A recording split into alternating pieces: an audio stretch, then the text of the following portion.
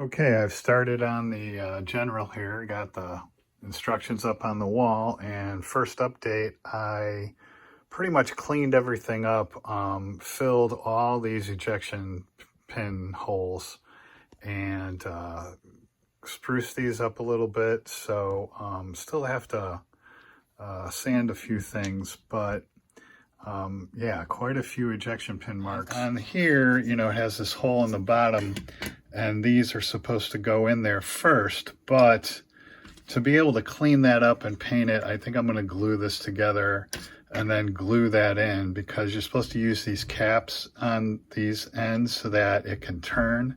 But I'm going to have it as a static display on the train tracks anyway. So I think I'm just going to glue those in. It's going to make that easier to clean up. Speaking of train tracks, I have a mail call, so I'll open this now and show you what came. Okay, so these just arrived, and I just mocked up one of these. And yeah, I think that's going to work. So once I have this all together, this is what I'll display it on. And like I said, I got these from eBay. The vendor had a pile of them, and there was a bunch of curved ones and then these 3 straight ones. So I contacted them and said, hey, I'm only interested in 3 straight ones. And she took, you know, reduced the price and then sent me these. So yeah, I think that's going to work pretty well. And then also while I'm here, you'll see I've got the yellow stripe decal and some lettering. I also went out on eBay to get more of this and lettering, hopefully of the right font, in yellow as well. So that's what I'm going to use for the lettering and numbering and the stripes. Okay, yeah, actually I think that's going to be, you know, like the perfect size. It'll be like an inch or so on each side over. So that actually should kind of look pretty cool once that's on there. And then having just mocked this up for that purpose, I realized these fit in there super tight. I actually had to drill them out, so learn that lesson as well from that. So I'll, you know, kind of drill those out a little, each one of those a little bit, so those fit in there better. All right, moving forward on this, couple interesting things. This back panel here, you'll see the 2 holes on either side in front of it. I had to cut those tabs off, or it wouldn't have lined up in the corners. And then I'll have to do some trimming on these corners at the top up here. So, you know, it has some fit issues here and there. Same thing on this house up along the top there, and you can see on the bottom, the tabs don't exactly line up. So, you know, it's going to require some trimming and fitting here and there. I've got the locomotive together. I'm going to let that fully dry and solidify, and then, you know, work on all these seams and get all those seams cleaned up. Okay, I'm about to get started on the primer here. Just before I do a little catch up, I had to fix the back of this, so that's all straightened out now. And then on this engine, this took a ton of work to get all those indentations filled in. And everything's smooth and looking the way it's supposed to. But I think I'm finally there. On these, I'm not sure exactly what they are. It had this hole on each side, but per my references, that front should be flat and closed. So I made some styrene sheet circles to put on there. I think I finally have the pilot house all cleaned up and smoothed out. All right, all this is now primed. Here I added these 2 walls to the pilot house as per references, and did a little bit more patching and cleaning up after the primer. There was a pinhole in there I had to fix and touch these up as well, and then did a little bit more work back here on these corners. So I'm happier with that now.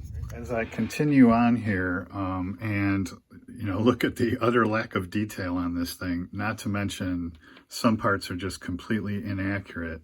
Went through the spares box and pulled out all these pieces that I think I can use to, you know, enhance this. For instance, on the top of here, there's a little spire-like thing, And I think the tip of this refueling probe will work for that. On the top of this one, there's a whistle and pieces that go back to the roof. And I think like the top of that might work for that. You know, this is not going to be an exact replica by any stretch of the imagination, but I do want to enhance it a little bit here and there. So I'm going to go through and cut out these pieces and do some of the things that I think can make it a little more realistic and true to the original subject. And then the other thing is, this isn't accurate.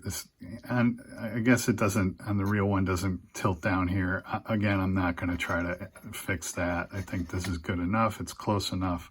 But I did go out and order on Amazon. I saw these craft matchsticks without the match head on it. So I bought 2 packs of those. They're on their way. And I'll probably build this up with some styrene and then cut those up so that it looks like there's wood on there to throw in. Also, this front piece is just completely inaccurate.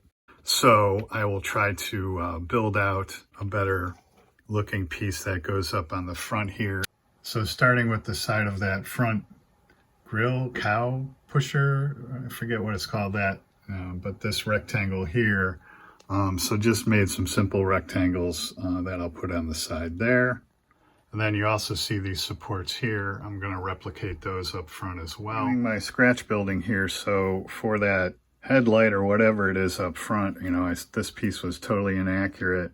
So I've come up with this, and basically it's, you know, I made a box, and then that'll be like the bracket to hold it, and then this will go underneath and with those candlestick looking things on each side.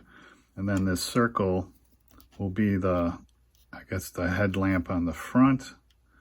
So, you know, kind of something like that. And then inside the pilot house, and I'll pop up a reference. So in there would be the back of the boiler where you would, you know, put the wood in. And I came across these, and I think this might work. So obviously with the pilot house on there, you know, something along those lines, I think that might work, or, you know, look a little bit better. I don't know how much you'll be able to see inside there, but it's better than nothing. And I'm probably going to make my own decal for that general on the side. I think this is too big, but it was my first attempt in a test fit. And basically, if you look at the reference, it's kind of fits between these two things. So make that a little smaller. And then, you know, I'll put it on top of, again, on top of some styrene, and have that on the sides. And then here's, you know, some of the other parts that I've put together, brought together to enhance some other things here. So this is my attempt at making this structure up front here. There it is from the side. So this is what I came up with now. It's not exactly the same, but again, this circle will go on the front to simulate that light, and then I've got the brass candlestick looking type things on each side, and then out in front here, and then in back, you know, that'll be like the bracket that'll go up on there. And then for these pipes here, I tried to simulate that. Basically, I just took a bunch of parts from landing gear, 1:72 landing gear, and left this so I could drill a hole and put it in there.